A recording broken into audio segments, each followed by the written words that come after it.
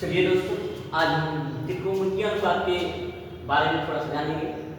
Sign ए का मतलब क्या होगा, साइन बी का मतलब क्या होगा,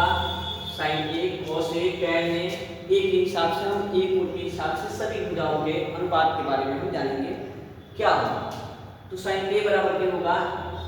यहाँ त्रिकोणमितीय अनुपात से हम समझेंगे साइन ए, अगर भुजा ए लेना है तो ए की समूह भुजा बटे के कर्ण होता है, ए की समूह भुजा बटे के कर्ण होगा,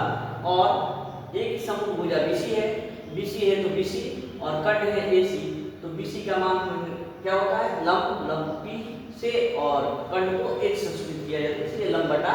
कर्ण होगा।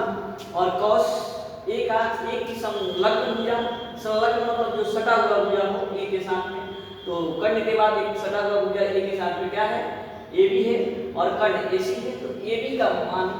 आप ए बी क्वेश्चन आधार है, बी से बेस और बटे के एच कर्ण, तो ये आधार बटा कर्ण देता है। फिर tan ए की संलग्न भुजा बटे के एक ए की समूह भुजा बटे के ए की संलग्न भुजा, ए की समूह भुजा कौन है तो बीसी है, बटे के ए की संलग्न भुजा ए बी, तो लंब बटा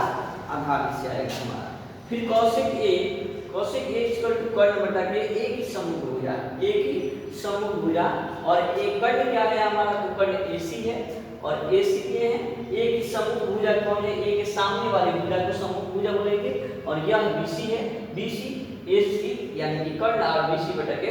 लंब। जो चेंजिंग होगी इसके बाद बताएंगे, यानी कि एस अब यानी कि सिक क्या है, ये सिक बराबर के कर्ण बटा के ए की संलग्न भुजा होगी, और कर्ण एसी है हमेशा, लेकिन जो ए की संलग्न भुजा है वह ए भी है, वह कर्ण बटा के आधार है।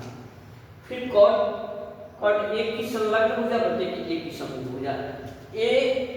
की संलग्न भुजा क्या है, ए से सटा हुआ भुजा ए भी है, कर्ण को छोड़ करके कर्ण हमेशा अस्थायी बना रहता है और आधारें चेंज होती है, ए के हिसाब से अलग होगा, फिर अगर सी के हिसाब से देखेंगे तो इसका सी के हिसाब से उसके उल्टा चलेगा। तो कॉट ए